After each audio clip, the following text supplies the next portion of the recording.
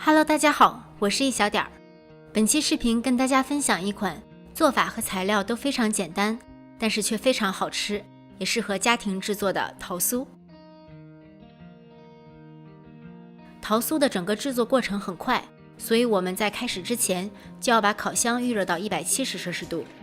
油我们可以选择家里炒菜的味道不太重的油，比如玉米油或色拉油，如果有猪油也可以用猪油。糖的量可以根据自己的口味稍作增减，再加入少许盐。量比较小的粉类可以用2勺称量，避免因为厨房秤不够灵敏而称多了。搅匀，糖没有完全融化也没关系。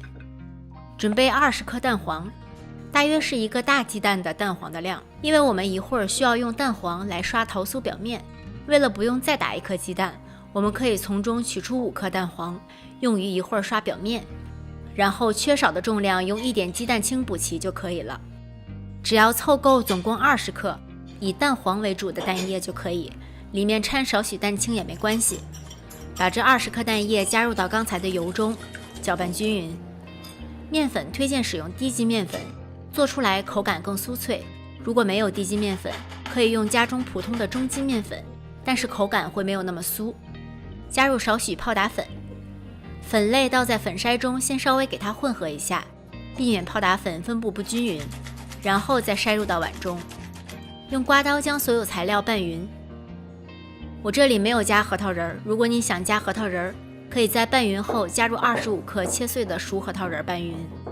因为面粉的吸水性会不一样，所以拌好的面团可能比我这个软一点或者稍微干一点都没有关系。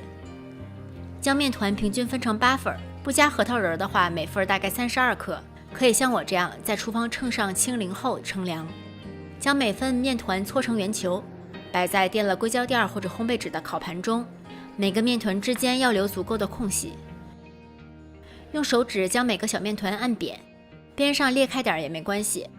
按好之后，中间会稍微凹一点，这样烤好之后，桃酥表面就会是平的了。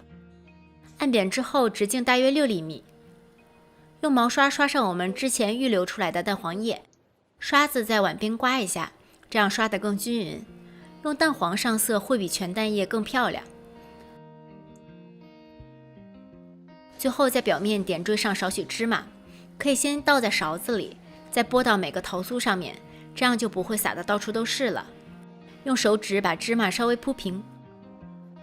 将桃酥放到预热好的烤箱中层，烤18到22分钟。具体放哪一层可以根据自己的烤箱状况来调节，如果底火比较强，就可以往上面一点放，反之亦然。最后几分钟，当看到桃酥表面金黄的时候，就可以出炉了。刚出炉的桃酥表面是有点软的，容易碎掉，先不要去碰它。等晾到表面不烫手了，再转移到网架上彻底晾凉。彻底晾凉之后，它才会变得酥脆。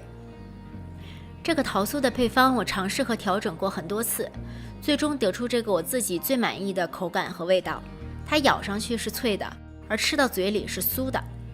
用料也更适合家庭制作，用最简单的食材就可以制作出超美味的桃酥啦。谢谢大家的收看，如果你喜欢这个视频，请不要忘记帮它投币、点赞、转发、收藏，同时不要忘记关注我的频道哦。我是小点儿，我们下期再见。